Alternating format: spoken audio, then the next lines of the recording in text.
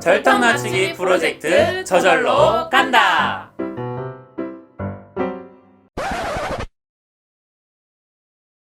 안녕하세요.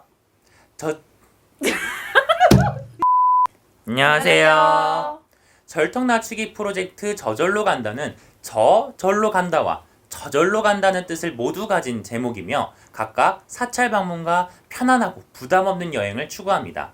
또한 사찰을 방문하고 불교 문화를 접하는 데 있어 느낄 수 있는 막연한 부담감을 없애고 친근한 사찰 방문을 이끌어내어 즉 절턱을 낮추기 위해 노력할 것입니다.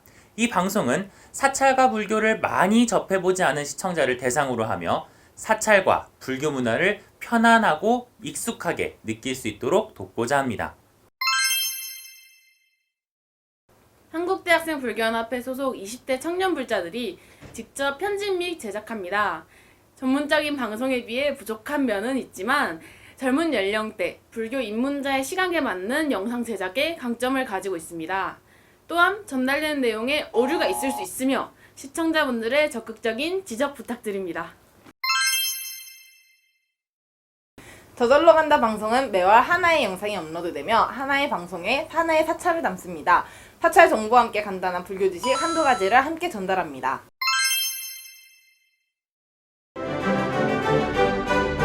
안녕하세요. 여기 조계사부터 시작을 하도록 하겠습니다.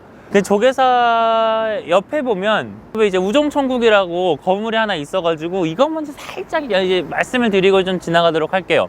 이 우정천국은 저기서 무한도전을 촬영했어가지고 여러분들 화면에 좀 익숙할 수 있는데 이거 주시오. 오래 기다렸으니까 돈 좀 주시오. 돈 같은 사람들. 1884년에 만들어졌다가 그해 부서지는 아주 그 불운의 친구입니다. 우정천국이 어떻게 부서졌느냐, 그 얘기를 왜 하느냐, 여러분들도 이제 국사를 배웠으면 한 번쯤은 들어봤을 옥균이형의 3.1천하, 이른바 그 갑신정변이라고 하는 사건이 터집니다. 그 갑신정변의 시작이 여기야. 우정천국이 원래는 이제 우편 업무를 담당하는 건데 거기서 개국축하연을 엽니다. 빠라람. 개국축하연에 사람들이 다 모이잖아. 그게 이때다 싶어가지고 이제 옥균이 형이랑 몇몇 친구들이 해가지고 갑신정변을 일으킵니다. 갑신정변을 일으킨 다음에 정변 세력들이 이쪽 길을 따라서 지금의 안국역 쪽으로 쭉 올라가게 됩니다. 저기 종로경찰서 있는데 거기 가면 뭐가 있냐면 여러분들 창덕궁이 있어요. 그 창덕궁에 들어가서 고종과 명성황후를 데리고 나와서 그 옆에 있는 경우궁이라는 궁으로 들어가는데 지금 경우궁은 없습니다. 경우궁 대신에 현대사옥이 있어요. 거기 안에 이제 고종하고 명성황후를 데리고 갔다가 둘이 이제 찡찡댑니다. 그랬더니 이제 명성황후하고 고종하고 다시 창덕궁으로 들어가고 3일째 되는 날 청군 1,500명이 창덕궁을 포위하면서 결국에 정변이 실패하고 맙니다. 그 정변의 시작을 알리는 곳이 바로 이곳 우정천국이어가지고 제가 앞에서 잠깐 떠들어 봤습니다. 이쪽으로 돌려주시면 저기에서부터 조계사가 시작되는데요. 저쪽으로 가서 다시 조계사 촬영 시작하도록 하겠습니다. 후다닥! 여기에서 저희가 우정천국 해설을 했고요. 이제 조계사를 다시 시작하도록 할게요. 근데 조계사가 어떻게 만들어진지를 제가 먼저 알려드릴 건데 이 조계사가 처음 태어날 때부터 조계사가 아니었어. 조선이 처음에 만들어졌을 때는 유교를 숭상하다 보니까 불교를 누릅니다. 그걸 여러분들이 국사책에서 뭐라고 배웠냐면 숭유억불이라고 배웠을 거예요. 그 숭유억불 때문에 이 4대성, 동대문, 남대문, 북대문, 서대문 안쪽에는 사찰이 못 들어갔습니다. 그런데 1910년에 이 사찰이 사대문 안에 처음 들어서게 되는데 그 사찰 이름이 바로 각황사입니다. 근데 그 당시엔 이렇게 지어지지 않았고 요쪽 언저리에 원래는 사찰이 지어졌는데 그 친구 이름이 바로 각황사예요.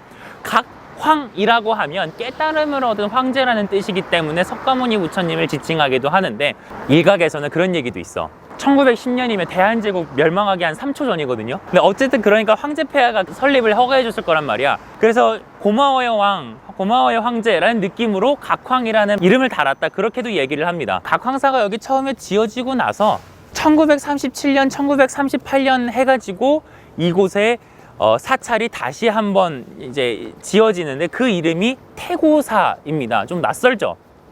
태고사라는 사찰은 원래는 저기 북한산에 가 있어요. 태고사라는 사찰을 이전하는 형식으로 해서 원래 처음에 이 조계사가 만들어졌다가 1950년대에 들어서면서 이름이 다시 조계사로 바뀌게 됩니다. 자, 어쨌든 저희가 요 조계사라는 사찰이 어떤 사찰인지부터 정확하게 알아보도록 합시다. 저희 카메라가 성능이 좋지 못해서 투시할 수 있는 능력이 없습니다. 투시할 수 있는 능력만 있어라면 저 위에 연등을 뚫어 그래가지고 저기 위에를 보면 원래 사찰에 이제 간판이 붙어 있어야 되는데 붙어는 있는데 지금 등 때문에 안 보여요. 뭐라고 써있냐면 조계종의 총본산인 조계사입니다 라고 쓰여져 있습니다. 그러면 조계사라는 명칭은 어떻게 생겨났느냐? 조계종에서 따왔지 뭐. 그럼 조계종이라는 명칭은 어떻게 따왔느냐? 자, 이 얘기를 길게 늘어놓으려면 한 2박 3일 정도 걸려요. 이 뭔 개소리야? 짧게 얘기를 하자면 처음에 석가모니 부처님께서 불법을 설파하신 뒤에 28명의 제자들이 이렇게 도로로고 나옵니다. 그리고 맨 마지막 28번째 제자가 달마대사라고 해요. 그 달마대사가 6대조까지 넘어가면 해능이라고 하시는 스님이 나옵니다. 그리고 그 분이 오랫동안 수행을 했던 사찰이 조계라는 지역이 이었는데 그래서 그 해능선사를 조계라는 별칭으로 또 불렀어요. 근데 그 해능이라는 스님이 이제 불교를 통합을 해서 이른바 선종이라고 하는 그 불법을 설파하게 됩니다. 그리고 그 갈래에서부터 쭉 나왔기 때문에 조계종이라고 종파 이름을 붙이게 되었고요. 아까 여러분들 기억하실지 모르겠는데 태고라는 이름이 붙였었어요. 여기다 태고사. 불교를 통합하려는 시도에서 나온 보우국사님의 열망이 들어가 있어서 태고사라는 이름을 지었다가 50년대 들어서 조계사로 바꾸게 됩니다. 조금 안으로, 사찰 안으로 한번 들어가 볼게요. 여기를 일주문이라 그래요. 사찰에 처음에 들어가는 문을 일주문이라고 하는데 큰 기둥이 들어서 있다라고 해서 일주문이라고 합니다. 근데 제 뒤로 보면 이렇게 사천왕상이 들어가 있는데 이렇게 쇠로 만드는 강철판으로 만드는 사찰은 솔직히 좀 드뭅니다. 대부분의 사찰에서는 귀엽고 앙증맞은 아저씨들이 이렇게 뭐 하나 들고 있어요. 악기도 들고 있고 막 탑도 들고 있고 그 밑에 막 친구들도 밟고 있고 막 그런 아저씨들이 좀 있어. 그런 아저씨들이 이렇게 양쪽으로 네 분이 계신데 그분을 사천왕이라고 합니다. 이분들도 이제 무슨 분인지 길게 말하자면 한 4박 5일 정도 걸리는데 짧게 얘기를 하자면 불법을 수호하는 수호신들이다. 그래서 여러분들이 보시기에 험상궂게 생겼지만 그거는 여러분들을 보고 화가 나서 그런 게 아니라 사실은 여러분들을 지켜주기 위해 있는 분들이다 라고 생각하시면 되겠어요. 네 분이 각각 동서남북 사방을 지키는 신이다, 이렇게 생각을 하시면 되겠습니다. 그리고 여기서 한 가지 팁, 건물에 가면 사찰일도 그렇고 뭐 한옥도 그렇고 이렇게 글자가 위아래로 길게 있다, 그죠? 여러분들이 아는 척을 하고 싶으면 이렇게 와가지고 읽으시면 돼요. 여러분 이거 못 읽어요? 난 읽을 수 있는데. 이게 불불 조조 유차전이라고 읽으시면 됩니다. 너무 잘 읽죠? 그렇다고 해줘요.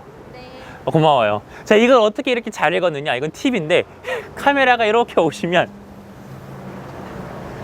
써 있어요. 써 있습니다. 써 있으니까 미리 와서 읽고 마치 아는 것처럼 하시면 되고요. 반대쪽에도 써 있고 대웅전 안에도 써 있습니다. 자, 이제 일주문 안으로 들어가 볼게요. 후다닥. 네, 내가 이제 사찰 안으로 들어가려 그러는데 감히 이게 막고 있어요. 왜 이런 식으로 다리를 해놨느냐? 여러분들 이제 보는 시각을 키워야 되니까 이건 좀 하나만 알아놔봐. 여러분들 궁궐을 가시거나 왕릉을 가시거나 종묘를 가시게 되면 꼭 거기 앞에 불필요할 것 같은데 하천 비슷한 걸 해놓고 다리를 해놓는 경우가 있어요. 그 일부러 해놓은 겁니다. 그 다리를 뭐라고 부르냐면 일반 명사로 금천교라 그래요. 들어오지 말아라 할 때의 그 금. 왜냐면 다리라는 게 여러분들도 알겠지만 어느 공간과 어느 공간을 분리시켜 놓는 도구란 말이야. 그래가지고 다리를 해놓는 것 자체가 왕의 세계와 백성의 세계를 분리하겠다는 거예요. 요것도 비슷하면서 좀 달라요. 사찰 앞에 있는 다리는 진리로 건넌다라 그래서 섭진교라고 합니다. 섭진교. 요거는 이 사찰을 들어가면서 부처님의 세계와 일반인의 세계, 우리처럼 더러운 생각 많이 하고 분리시켜 놓은 거라고 생각을 하면 되겠습니다. 여러분들 다리를 보면 아는 척 좀 하세요. 다 아는 척 하라고 이거 방송 찍는 거잖아. 근데 대웅전 건물 보기 전에 우리 천진난만한 아이의 얼굴 한번 보자고요. 이게 물고기가 얼 정도로 추운데 대설주의보가 내렸는데 고드름도 있는데 헛소리 하지마 임마.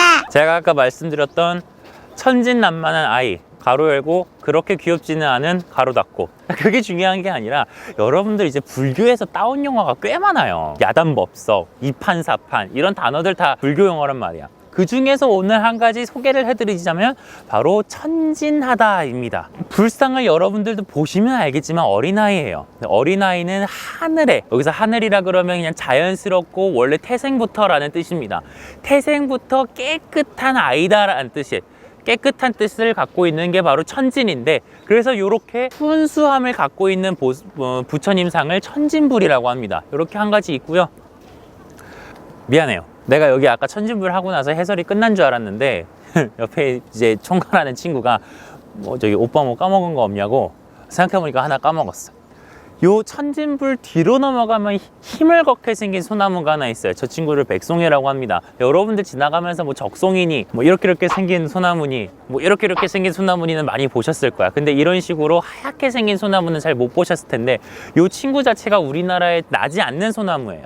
그래서 중국으로 사신으로 갔던 조선의 신하들이 갖고 와서 심었다라고 알려져 있습니다. 고려인지 지금 조선인지 기억이 안 나는데 아무튼 중국산이에요. 이 백송이 천연기념물 9호로 지정이 되어 있고, 얼마나 유명한 건지 요 조개사를 포함하고 있는 동 이름을 수송동이라고 합니다. 그 나무 덕분에 그렇게 이름이 붙었어요. 저를 따라서 이제 대웅전을 한번 슬그머니 한번 올라가 보도록 합시다. 호다닥! 크죠?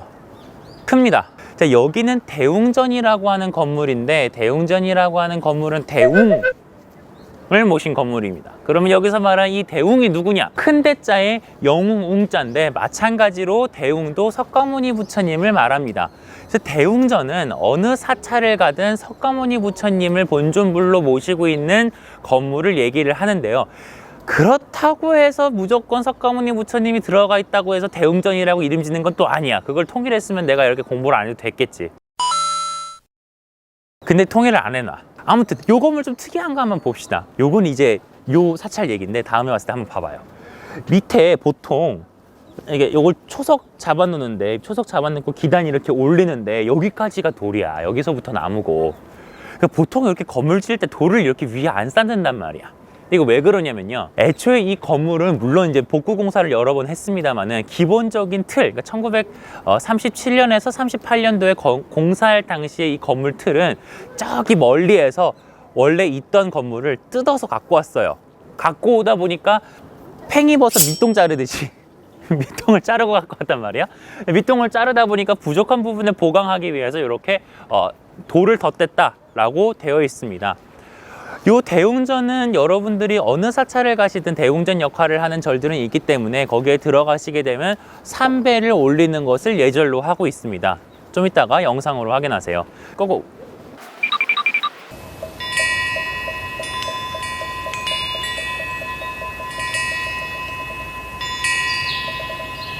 대웅전 생각보다 되게 크죠? 요 대웅전 앞에는 원래 옛날에 탑이 하나 있었어요. 탑. 지금은 없어. 좀 이따 보여줄게요. 그 탑 보기 전에 요 탑부터 봅시다.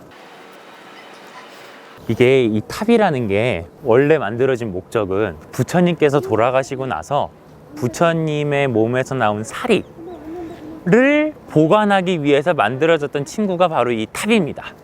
근데 여기 보면 되게 지금 연등에 가려가지고 좀 살짝 쿵 안 보이는데, 아무튼 되게 이쁘게 잘 빼어진 탑이 있어요. 요거를 팔각 10층 석탑이라고 부릅니다. 팔각이라 그러면 각이 8개란 얘기예요. 그러니까 여러분들도 뭐 들어보셨지 모르겠지만 불교에는 마음을 바르게 잡을 수 있는 8가지 방법이 나와 있어요. 그걸 팔정도라 그래요. 그 팔정도의 팔을 따왔어. 그 10개는 불자로서 또는 부처님을 모시는 제자로서 지켜야 될 10계명, 10가지의 규칙이 있는데 그 10가지 규칙을 상징한다고 해요. 근데 재밌는 거는 이거 좀 이따가도 한 번 더 보여줄 건데, 여러분들이 아마 조계사 몇 번 와봤어도 이거 못 봤을 거야.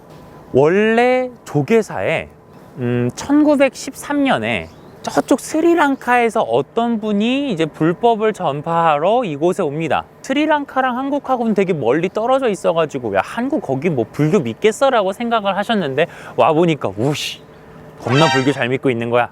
그래서 감동을 받아가지고 부처님 사리를 갖다가 드려요. 근데 그때는 각황사였고, 각황사에서 그 부처님 진신사리를 보관하고 있다가 그게 계속 옮겨 오면서 태고사를 거쳐서 지금 조계사까지 그 진신사리를 보관하고 있는데, 원래 보관을 어디다 했었냐면 여기에 조성된 탑이 있었어요. 그 탑에다가 보관을 했단 말이야.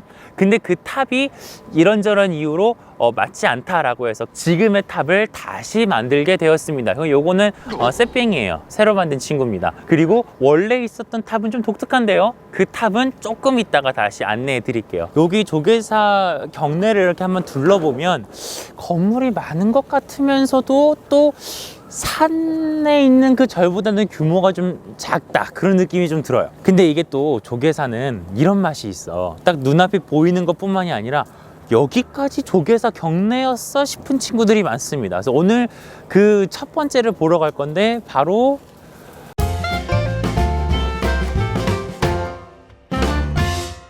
비둘기가 보이는데 비둘기를 잠깐 쫓아내고 촬영을 하겠습니다. 이야!